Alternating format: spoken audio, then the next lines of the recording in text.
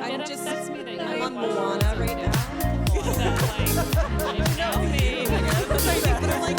think of them just again leaving Like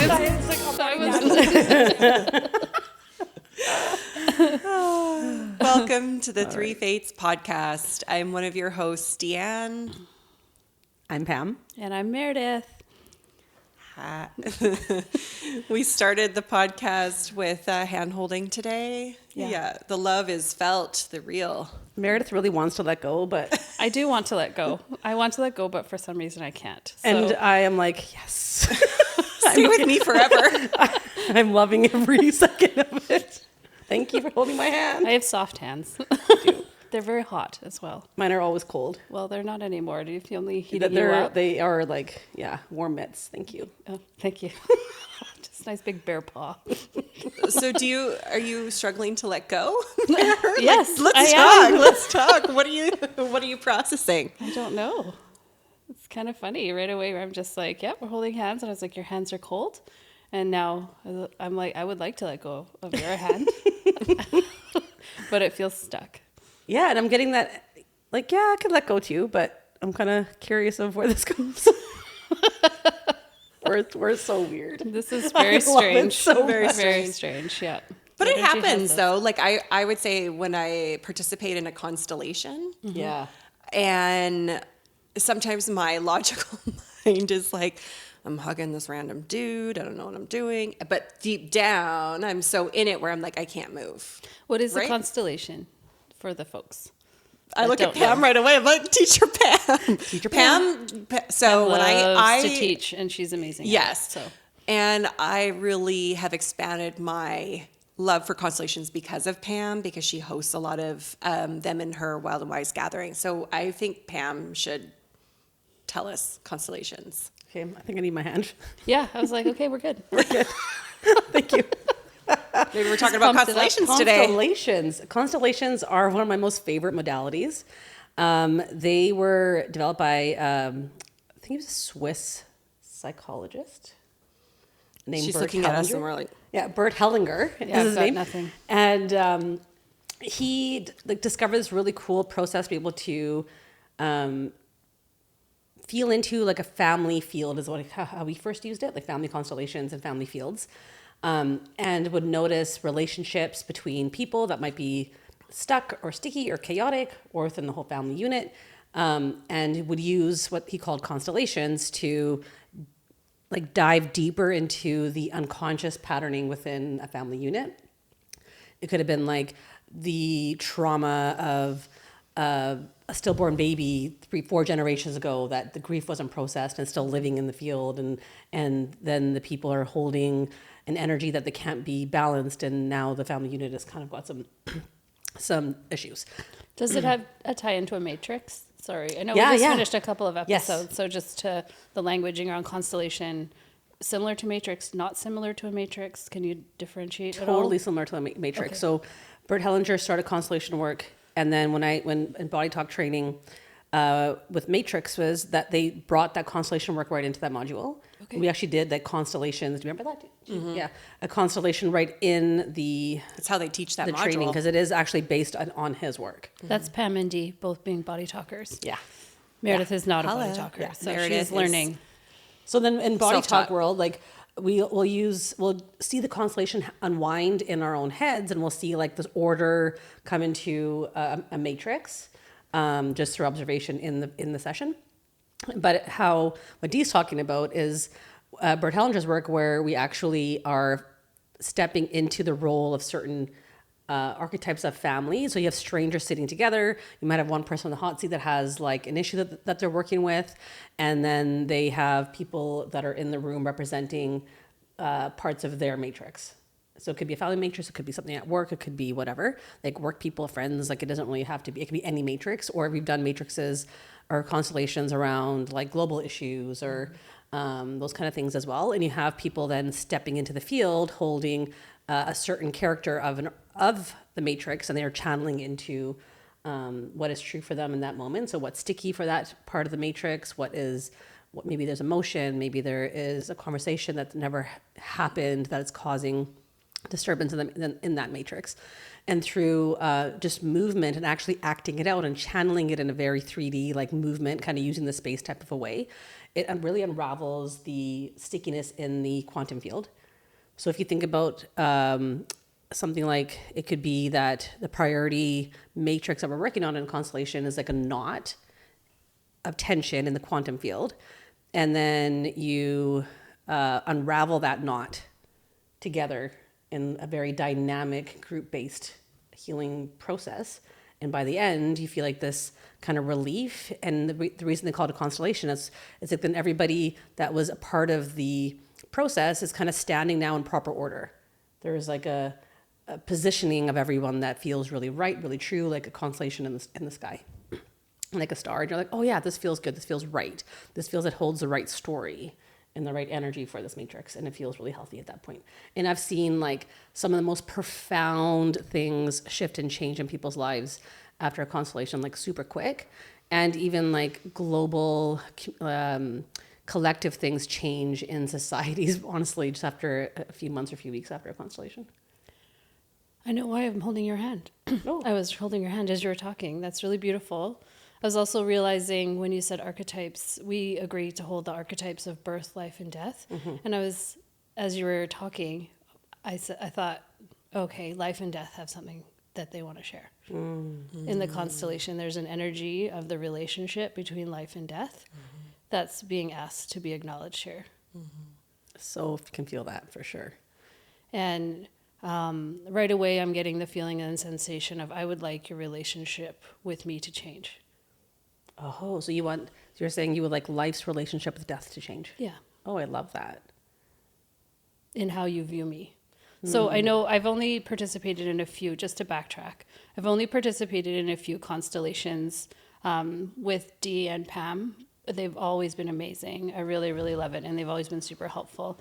And so when I know that when I'm stepping into the role, it may be not what Meredith thinks, but it's what's being asked to be said. And so like I think Dee, you just said, why am I hugging the stranger? But it feels right. And so when you're agreeing to take on the archetype in a constellation, and correct me if I'm wrong, then you will have often these things where you're saying, I don't know why, but I want to, right? Or, and that's the invitation, is to not attach the story of the why, but instead to just express what feels like it's asking to come through. Totally. It's a That's play. I always kind of look at it as like, it is a form of acting. Like there's a play at hand, but it's deeply authentic to the energy. Yeah, because it's kind of like in that place of beyond acting, because you can't really make it up. Exactly. Or like, why would you? Like, you don't really have a incentive into being like, there's no agenda. There's no agenda. And it's so cool when you don't put a story on it. Yeah. And you're just stepping into the energy in like a really authentic way.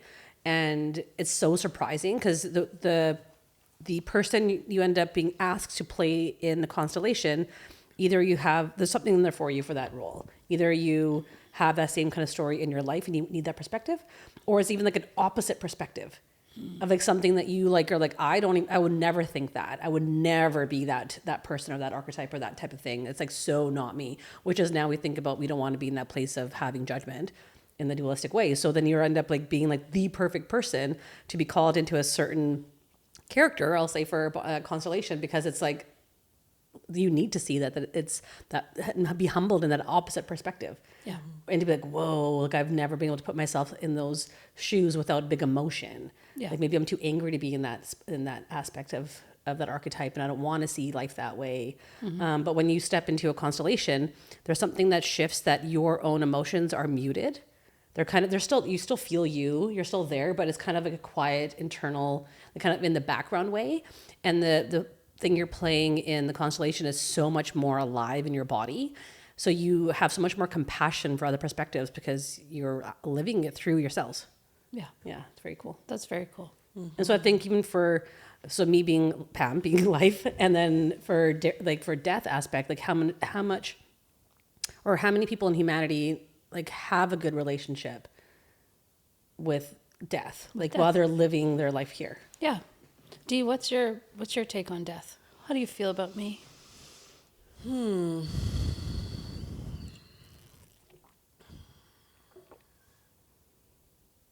Are you asking Bear? I just, what I heard, Birth. I'm so asking, well, D whatever. is birth. I just heard like I need you to be seen. Oh, that's so interesting, because if people can't see death, how can they see birth? Oh, totally. And then if I can't see birth, like how do I see life, right? Like it's so there's a lot of I can feel the stickiness in the integration of the cycles. And sometimes as a human, I think we're blasted through them with the resistance. And you can see it literally, if we just go into death very in the realism of a soul dying, like sometimes there can be great fear of, well, a person is dying, or you can see that resistance met just in that, right? Because it's like there is nothing more, And so I think what I'm also hearing is that each, like, souls really like to, once they get comfortable in something, it's just like, hold it. Right? So I finally, like, have I mastered life? Or I've gotten comfortable with a certain part of life. Like, I don't want to change anything. I don't want to move forward. I don't want to do any, and same with, I think when a soul dies, it's kind of like I'm in death. Like, I just want to stay in death for a while, and then it's like, oh, now I have to contemplate. Oh my gosh. It's like my grandfather actually just passed away on my maternal side. And it's been like 3 weeks. I can feel that energy on that too. And so he was, he had a long life and all those types of things. And so there was really no tragedy in it. He was ready to go, like that type of really, like, it was his time. But of course, it still waves of grief of that no matter what, right? But it's really interesting because in the 3 weeks since he's passed, of course, there is a change in the family constellation because he's no longer in a body, and the patriarch has changed in the maternal line, and it's a really kind of dynamic, complicated energy in the next generation for the patriarch. It's kind of a bit of a story there, but what I've been observing is, for the past 3 weeks, just energetically, the natural occurrence of a constellation just happening without, like, officially doing one. Like, what's been really moving through that energy field, like the death of an old family system because of a patriarch actually exiting into death. And now there is a birth of a new system because he's not holding that point anymore, and we have to reorganize underneath that and rechange and kind of shuffle around a little bit. So there is so that we can step into a flow and actually a healthier life and kind of actually release a lot of chaos that's been sitting in the family field.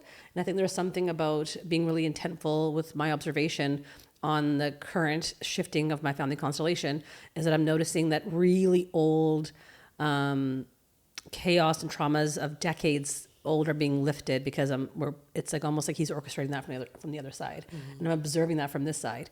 And so in his death there is actually a feeling with a little bit of reorganization and some time to let that process and settle, and then integrate. And in that integration process, there will be I believe a more peaceful, kind of less chaotic, more like health-based family feel that's coming, which I'm pretty excited about. Yeah. Gives way for, like, the underpinnings to step forward that generation. Yeah, so there's like a birth in that aspect, but it's all about then healthy living, and then stepping into, like, honoring a death and not being like, oh, why did this happen, and that there is no purpose in it, and there's not going to be actually even a liberation in a family field because of it. It's a pretty interesting thing. I feel a deep desire to speak to all of the emotions that can come up in those sorts of transitions and phase. I mean, obviously part of my story, and this is Human Meredith, is being very, very close to death, like in the energy of it around. And I'm just observing as you're saying that, Pam, and sharing your story of the last 4 or 5 years of coming back to Vernon and taking over the farm has been a massive shifting of, like, births and deaths and like learning how to live. And what that looks like as a human. And I didn't have necessarily the words or the awareness or the observation. I just was going through it. And a lot of that is so much emotion, right? And so much grief and so much sadness and so much joy, and then guilt because you're feeling joy. And so I think the energy of death can look a lot different than you think it will. When you really step into that death and that ending, understanding that can really be an area of emotion, and it can really look non-linear, and it can be complex. Like the truth is simple, but the expression complex of how that can be for you. And I think maybe even what's coming to mind is just Dee, where you said like it gets a little bit sticky, is we do have this blend of birth, life, and death all at the same time. And sometimes it can be hard to ground or land into which cycle you're in, and the answer is you're always in all of them. But some of them are going to have a bit more of a theme, like that letting go of a part of yourself, or letting go of the roles of a family. Like after a father pass or a grandfather pass, like there's a part of you that's no longer is. That relationship doesn't exist. And so it, in many ways, because for my personal story, my dad was chronically ill for a very long time. There was a big release around not having to caregive anymore, right? Or not having that. And so then that brought up a lot of emotions as well, right? Because there was more space for me, but at the same time, it came at this kind of weird cost. And not a cost in the sense of just in the cost of like time and energy and space and things like that. And I think so much around death falls right into fear and into those fear cycles right away of we think of death or we think of letting go. And there's a deep fear that comes in right away. And so part of understanding how to navigate death is to understand how you navigate fear. Right? And it's so prevalent in our society, and I think maybe it's coming up as an agenda. And this is now I'm flipping into the archetype, feels like it's saying, I can help you through so much more, right? I can be there with you. I am like a loving process that will allow you so much more access into the love, the joy, the peace, the expansion, the beauty that I think at first glance or at top glance, you would not think that death would allow. Do you know what I mean? Totally. Because again, if we're just focusing on that, letting that fear of loss, that letting go, it's just going to hurt. I'm going to cry. I don't want it. I feel the pain. I feel the emotional pain. My heart hurts. Rejection. I don't want to do that. But what is there? What else is there in it? Because it's not just limited to that side, right? When you allow the death to kind of move, right? And be.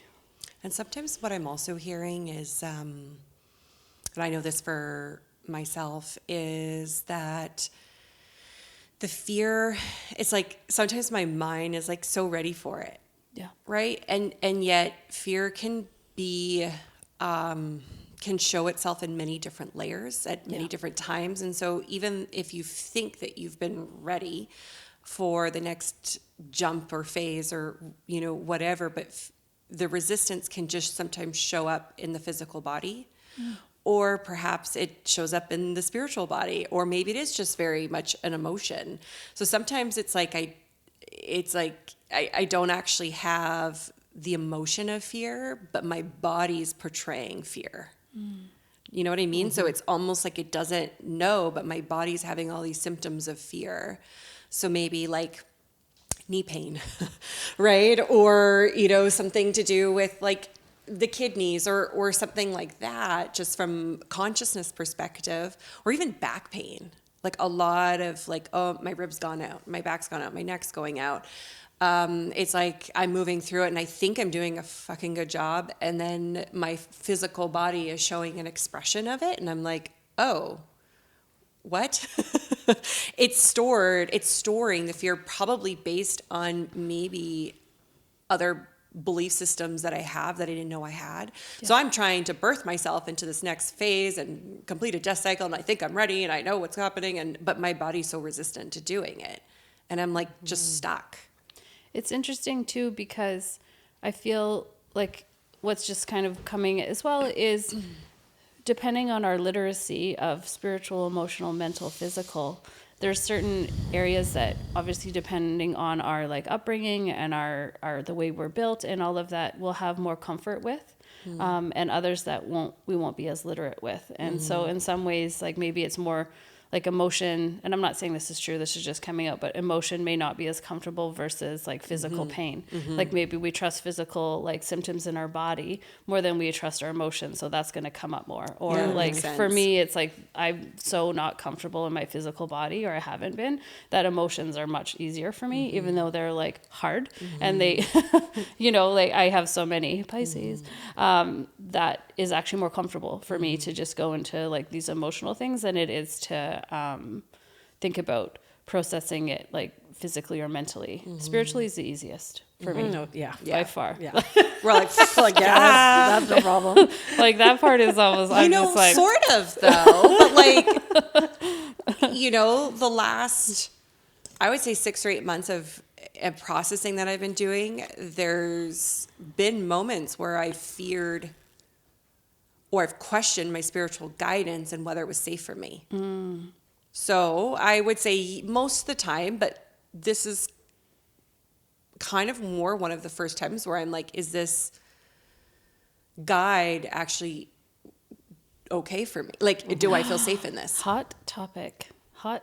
How do we know when we're tapping into an energy that it is a benign or loving or helpful energy? Maybe our second and how episode. do we work on our Our next vessel to episode. be able? Yeah, that feels like a whole episode for It sure. does, But I think yeah. that just pinning that for spiritual safety, Totally. right, is super important. And again, comes back to how do we embrace? Embrace Embrace. We were talking about our We were boobies talking earlier about today. We're like, are we supposed to talk about boobs? We were like, is that a topic today? Is our breastises? Maybe- Obviously maybe it is right now. Nourishing. I love it. Well, maybe it's just like the heart center though. It's heart center. It's, you know, it's Nurturing, life-giving and nurturing. yeah. I have a really big heart. Wink, wink, nudge, nudge. I have big boobs. Wait, have you For guys ever those of you not listening and not watching. have you guys ever had any? Not like I know you haven't had any like actual like near death experiences because I know you both, but have you guys had any like moments where you're like that could have been a, you know, like an actual physical death, like you were almost leaning towards that and it never happened? Yep. Yeah. I did actually after my dad passed away. Okay, what happened? And how was it for you? I had gone to the island after he passed to try to like just spend a little time integrating and processing as I choke all of the stuff. And there was a crazy snowstorm coming back. And I remember I was driving his Jeep, which I loved. And it was like the Jeep that we went on our last road trip together and like super meaningful.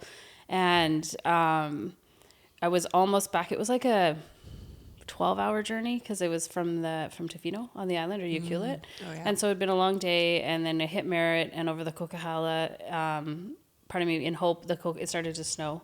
And for those of you who don't know, Coquihalla is a very like dangerous highway in the winter. And I remember being like, oh my gosh. There's a show on it. Yeah, There there's is. a Highway show, Through Hell. Highway Through Hell. Yeah. Oh my God. So You're almost on it? yeah. So I was over it. I made it through all these snowstorms, and then it kind of settled out in Kamloops, and I was coming back around, and I made it just to maybe 20 minutes out of Vernon. And the road was really icy, and I felt my dad sit beside me in the Jeep, and he said, "You're going to be okay, but this is going to be hard." And I started to spin. And I just started to spin and I got spin and shivers. spin, and then like crashed into the ditch. And like onto the side, and like I remember it was crazy because I could have gone into like a pond on the left, and there was traffic coming on the highway, and I just managed to miss it and then crash into the ditch.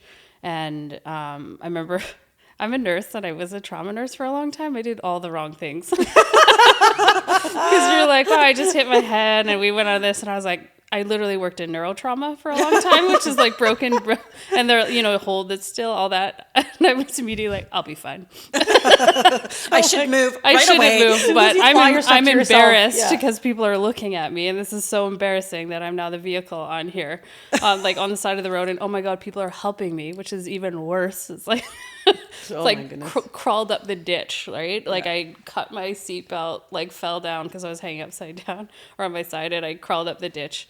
And I was okay, but it was one of those things where I needed more time. Like I had planned to go straight back to Edmonton, back to nursing right away after a week off, and I ended up having like whiplash and things like that.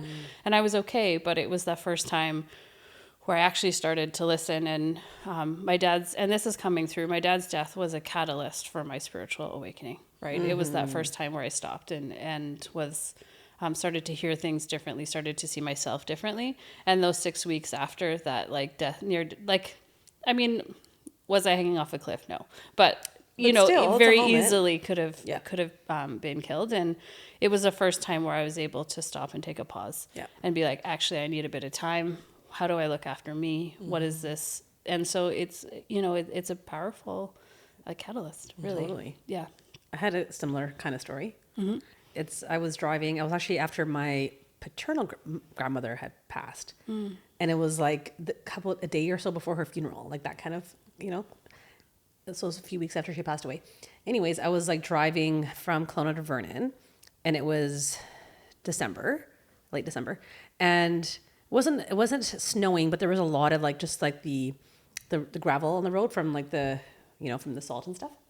And there was something about just, I don't know what it was. My tires just hit the gravel in a way that I had lost control fully. And I started to spin, and I had a couple of friends in the car with me, and I was spinning and spinning and spinning. I had like no control over the wheel at all. And I was just spinning towards a ditch, and I was like, okay. And I was like trying to turn Jesus, take the wheel. yeah, literally. I was trying to turn the wheel the opposite way, but nothing was happening. Like I had zero control. Like the wheel, like the tires were not under my control at all. And I remember thinking, okay, there's no fence. It's not a ditch. Like we're going to go off the edge, and it's We're going to die today. Yeah, I'm going to die today. And I was like, okay. And I remember in the seconds that this was happening having that wave of peace. First, it was like that panic, and I was like, oh my God, like, what do I do? And try to, obviously do something about it. And I was thinking, I still also have friends in the car, and I just was like, okay, well, I can't do, like, this is what it is. And I actually had a few, like, one of those, like, things in the movies where your life flashes before your eyes. Oh, interesting. Wow. It actually happened. I was like, that scene, which was really interesting. I can't remember what I remember now, but some memories were popping through. And then like a total wave of peace, surrender, and acceptance. I was like, okay, I guess I'm dying today. This was in my early 20s. And I just accepted it and kind of like was like, okay, here we go. And another like even 1/4 inch turn like of the car, we would have been off the edge. And love my spirit guides. I'm deeply protected. I don't know how this happened and which angel came down and started to move my car, but literally out of nowhere, with no control of myself, with no like aspect of physics, like it wasn't even possible in like the physics world of this reality, my car started to turn the opposite way. And it turned and turned back into the middle of the road. And by the time it stopped turning, I was even facing the right direction. Wow. And I was able just to like put it back in gear and continue driving. And I was like, what the heck was that? And I just, yeah. What was it? I really don't know. Why did tune into it now? Well, I mean, what did you take from it? I know that I am deeply protected. I know that I will go when it's my time. Mm-hmm. And I just know that it wasn't my time. Mm-hmm. So I'm not sure if that was for just to show me how protected I am or to feel like the energy of my spirit guides around me. Because at that point, again, it was my early 20s and I was getting into intuitive work, but I didn't actually know my own guides. Mm-hmm. So it could have been, I don't really know. It's kind of dramatic. Very dramatic. For knowing how easily you access your spirit guides. You want to tap into this? Yeah, I'm a little confused of what happened. And it was also like, there was a moment also when I was scuba diving, I went way too far down deep. Like I got the bends. Mm-hmm. And so you lose sense of reality. You don't really kind of care. It's almost like you're like really, really drunk and you just don't care. You don't care that you don't have a buddy. You don't care that you're just floating off, on your own. You just kind of like stop caring. You're like, oh, shiny things down here. Let me go swim further. And I remember just, that's how people die, like in scuba diving. If you go too far deep and you literally just don't care and you swim off and you're gone. And I just remember same thing, like a huge red flash over my eyes and a spirit guide yelling in my ear, "You should not feel like this. You should not feel like this." And I'm like, "Huh? What? What do you mean?" And I was like, "Right, this is like not supposed to happen. Not supposed to feel this, like la la, like Like whatever." you're not supposed to feel like death. No, it wasn't even like, I felt like I was like, feel like this as in like so aloof. Like I didn't care about safety at all. I didn't care about like, when you get the bends, scuba when you get the diving, bends, you lose- don't like, it's like a hallucin. Like you're just like, oh. yeah, you kind of, you don't care that you're not with your group anymore, that you don't have your Right. buddy, you don't know where the boat is. Like you lose all Right. sense of security and safety. Oh, Like you kind of interesting. just, your mind doesn't work that way. And so I was like, right, I'm not supposed to be this not caring. Yeah. And then they reminded me what I'm supposed to do when that happens, and I was able to correct it and come out of the bends and find my group again and didn't die. But it was similar too, where it was just this loud wake me up energy or something that came in, whereas last time it was something that actually overtook my car and corrected it. So Okay, so let's dive deep. Yeah, I want to say one thing really quick before we do. Listening to Pam and Meredith tell their stories, what is coming up is like in those flashes, it's like, look how quick you went through a process that sometimes can take somebody like a year or 2 years. You do it in like a split second. yeah. Like I just think that that's really interesting that you were like, I saw everything flash. I needed to see what I saw. And then I felt at peace and accepted, and then it was fine. like that, like in the time that it takes your car to circle for 3 times, you know? So I think it's embedded when we have experiences like that, that we probably pull on later. Before we go into that, Say more. Have you had? Yeah, say more. No, like just in the sense of like that can become like almost like breaking up this aspect of time. And it's now a cellular experience that you know how to transition very quickly and accept. Like there's a like whether it's actually your physical death or something else, but it's in there.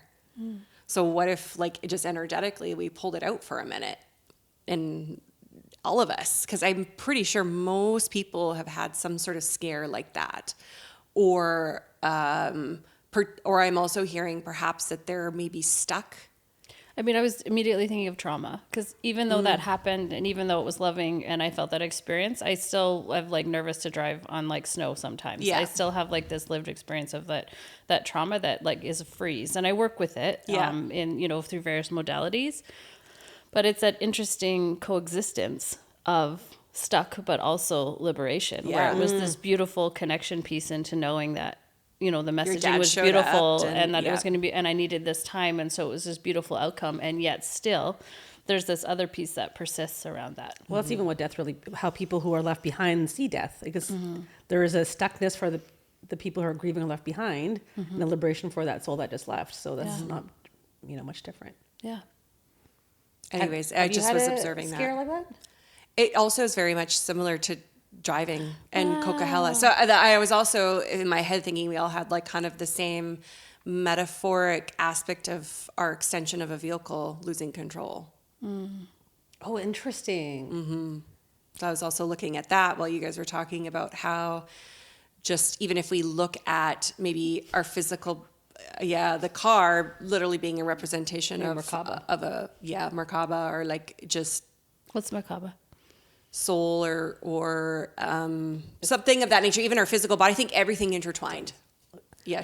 Merkaba is your personal light ship, your spiritual vehicle. Yeah. Beautiful. Okay. I was trying to figure out which part of it was like, I'm like, is the car representing the physical body? What's happening here? But I'm observing that type of energetic shift where it's like we had to surrender and kind of like we're always in that aspect where we check in and say, does my soul want to continue? It's its choice.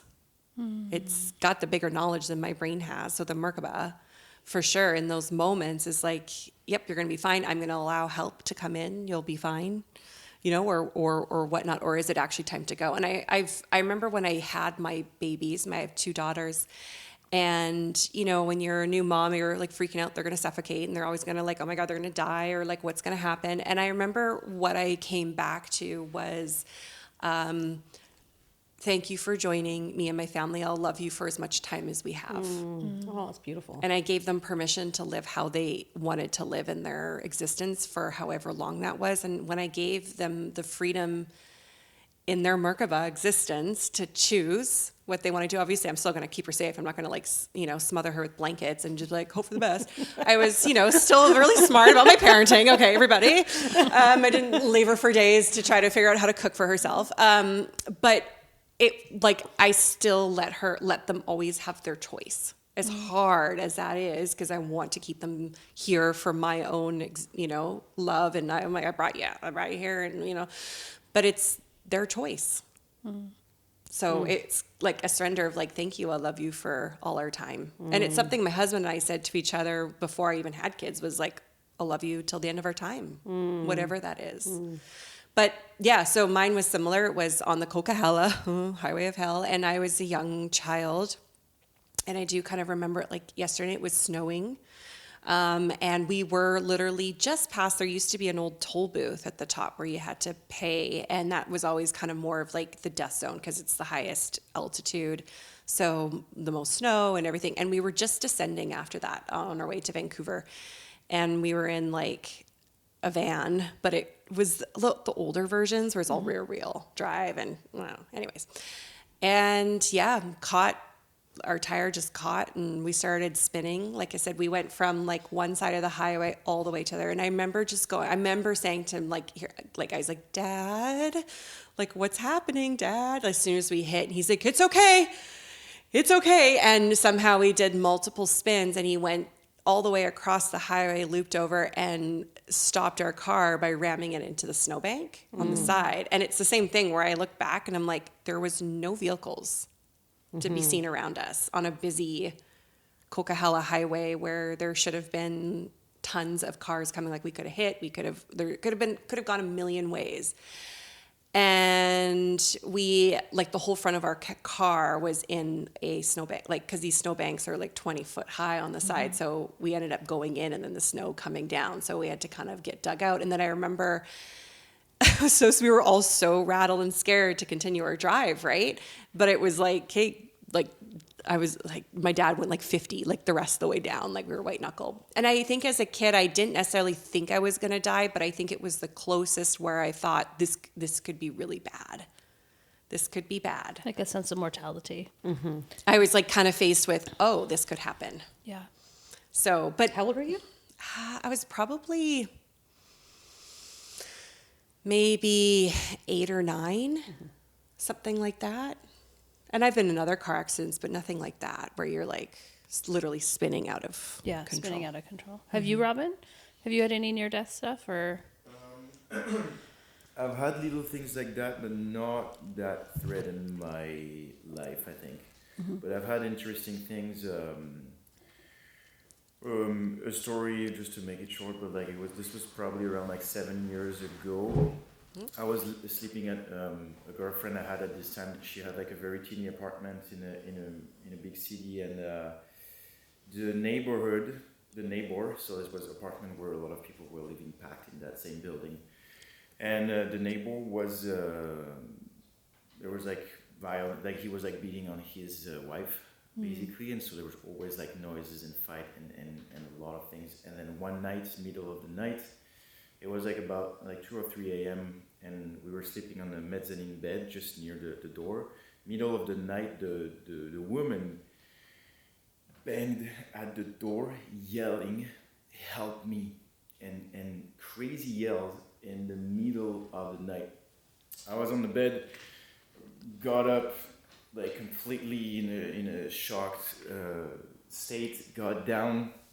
I was putting my pants and I was like going to the door, and then at that moment I don't remember anything else, and I'm like blacked out in another room that's just next to the door.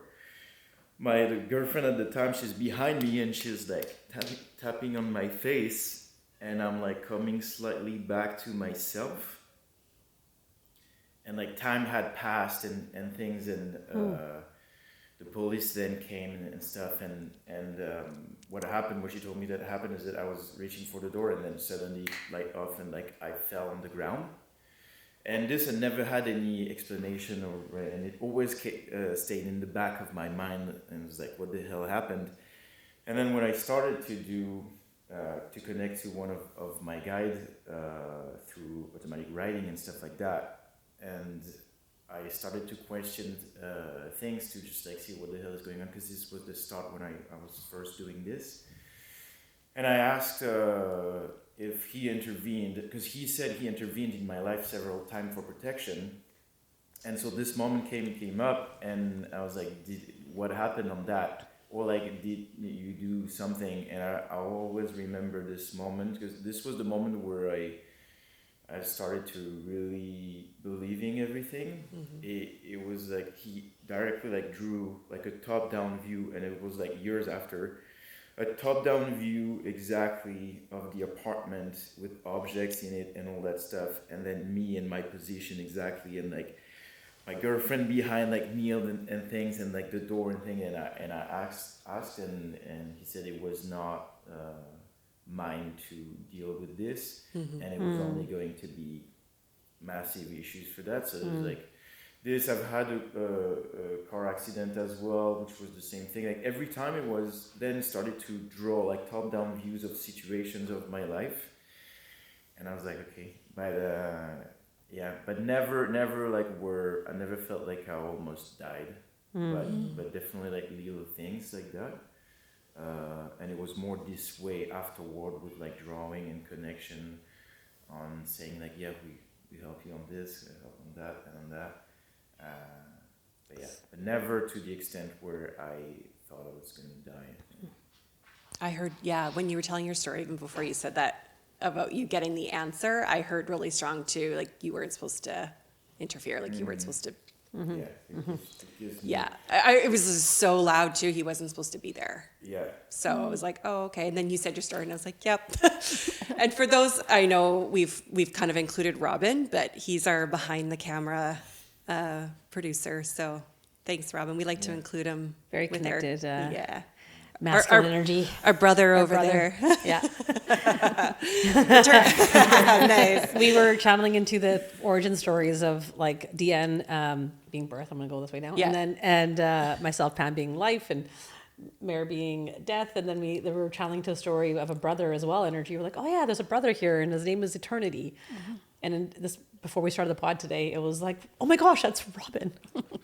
So Robin has graciously accepted to hold the archetype of eternity. Thank you so much.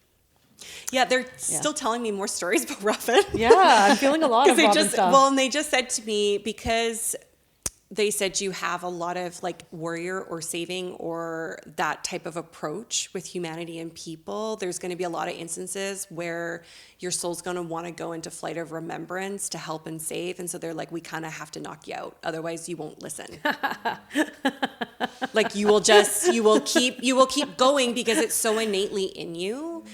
And they said, so this life you're really battling what is to, be of savior energy and warrior energy, and what am I to preserve and reserve for myself? And so it's like the only way literally is to knock you out so you get out of your own way. Yeah, it's a struggle. I work on this for sure. Yeah. It made me immediately think the death of a warrior. Yeah. Like, how do you, and so much of my letting go has been like this death of this idea of like this fighting, and like, how do you transition? And hero's journey's coming up, but how do you allow yourself to go from one thing, like the death of a warrior, into something else, right? Which has like, I feel The $1 million question. totally, because I feel like warrior makes sense, right? Nursing makes sense. Yes. Caregiving makes sense. Helping Yes. makes sense. But how do we transcend that You got to help yourself. energy? I think it's the opposite. Say more. I think it's the polarity. So if you've done it so much for others, or you've extended so incredibly, then you have to learn to do it for yourself first, and then you'll find your integration, which is the freedom of going through that. Interesting. So it's like, Yeah, so that what resonates. what I'm hearing is that if and they say take time out of it, Deanne, but what I'll say is that if you've spent many, many lifetimes being a giver, like, warrior, all this energy, it's almost like you think I have to spend that same amount of time or lifetimes to heal myself. But they say take time out. Like, that can catch up. You don't have to all of a sudden now have lifetimes of just feeding your own self and now turning everything inwards. They say that can kind of go really, really quick, but it's the idea that you suddenly see yourself. That can kind of, it's quick. They said yourself, they're making me feel that when you're in that warrior healer energy of giving, when you flip that onto yourself, it's quicker with you because it's more of just the observation or the identity or the like receiving of it that goes quicker than the actual time that you have to give to yourself. Does that make sense? It's making me think of how you said in the car accident, it like spun really quickly, right? And then very quickly you went through the process Yeah. of death and transition, and then you understood what that transition was on a cellular level. So it won't take as long to understand receiving and self When as it's it on you. is, Yeah. as it did for the lifetimes of service. Yeah. And what a lot of this reminds me of and comes back to is, when our souls originated off Earth and when the universe was kind of splitting into polarities, it was about the two opposing thoughts. One was, every man for himself, and the other one was, no, we make sure every other man is well before ourselves. Those were the two opposing thoughts that created mass war.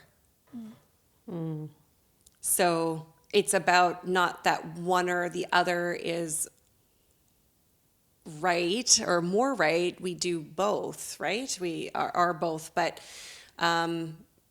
even I just kind of look at this like COVID conversation, there was so much contention around what are we doing for everybody else's safety versus what am I doing to keep myself safe? Do you know what I mean? Like, it was the same conversation down at the core of it. We do this for everybody else, but then I suffer, or I do this for myself and then somebody else suffers.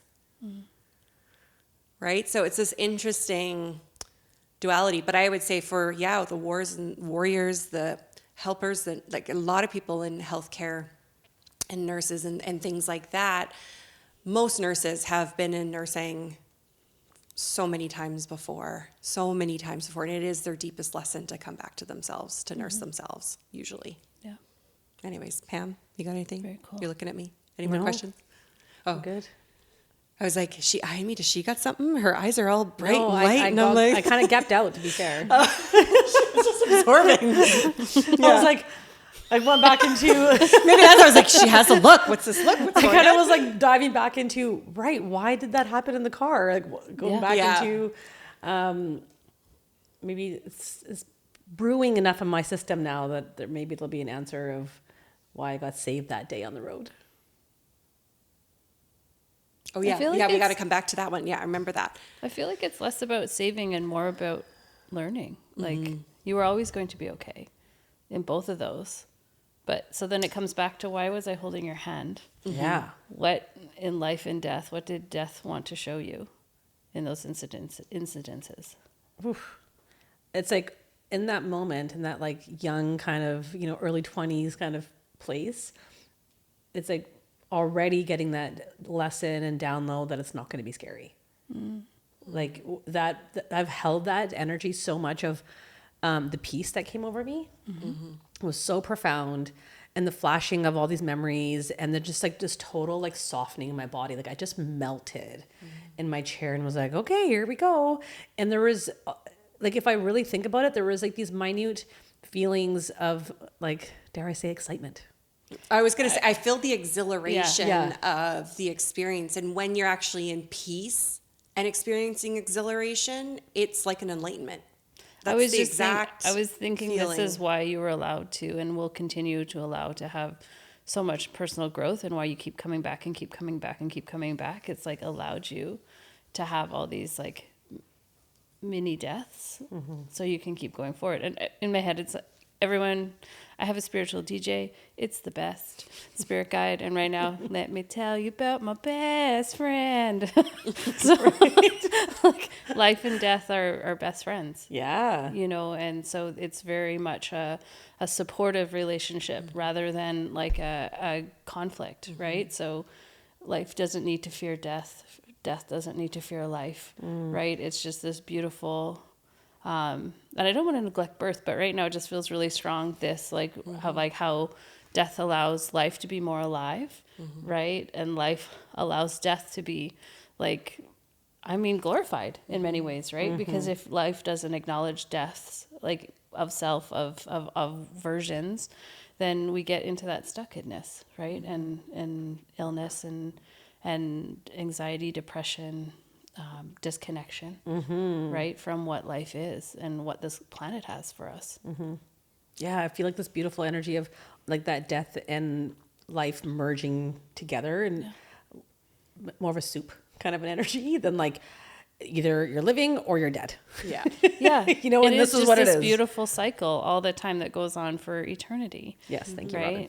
Right. In that sense of, but if something, I remember reading Luis Borges. I had an unfortunate, no, I won't say unfortunate. I have a minor in Spanish. And when you take, because my first degree was international relations. I have Really? I have an arts degree, a Bachelor of Arts degree in, You have a whole Bachelor of Arts degree plus Yeah. a science degree? yeah. You've got 2 degrees? Yeah. Stop. So yeah, I have a Bachelor of Arts degree in international relation, peace and diplomacy, with a minor in You're Spanish. a well-rounded person. Yeah, let me tell you, I do well on a quiz night. No, I don't. But It's like arts and science. Okay, yeah, keep going anyways. yeah. But when you take Spanish, I traveled in Central America for 9 months. I backpacked when I was a little baby, little baby mare. She took on the world and backpacked. And when I came back, I was like, languages are cool. And so I signed up for French and Spanish, double major. And then immediately when you go to learn language in university versus when you learn in traveling, it's vastly different. And so the first year 1, year 2 is fairly me llamo Meredith, basic stuff. And all of a sudden you get to the third one and it's like, boom, like ancient literature and original Spanish from 500 AD. And I'm like, what? Like reading Don Quixote in original. It's like reading Old English. It's impossible. It's like a different language. And so anyway, point being, one of the Spanish writers that we studied was Luis Borges, and he talked about eternity. And there's a poem, and I will not do it justice, but I will look it up after because it's presenting itself, on how if you know that something is eternal, you can also invite insanity, right? If something just never ends, where do you find your value points? Where do you find that conflict or that contrast or that thing to lean into to make you want to show up into it? And if you don't have these conflicts, if you don't have this contrast, if you don't have these invitations for growth that birth, life, and death allows you, eternity can feel quite meaningless, or can feel quite, I won't even put words to it, but maybe a whole what is the point thing, right? Like if you knew the day you were going to die, would that allow you to live more, or would it allow you to live less? Because you would say, well, what's the point? I'm going to, so leaning into that energy of giving it value of birth, life, and death, with that relationship with eternity is truly a beautiful one, and gives it a lot of meaning. I want to ask eternity a question. So if Robin, you want to tap into your archetype here for a second. Is eternity bored? I'm going to say no, because eternity always know that there's going to be something else that is going to come. And so anytime we're going to engage in something, we're connected to the present moment, we're doing it, but the eternity doesn't attach to the past and to the future, and knows that everything flows through this filter of the present moment, and we always know that this moment will pass and there will be another moment after, and another moment after, and another moment after for the eternity. So the boredom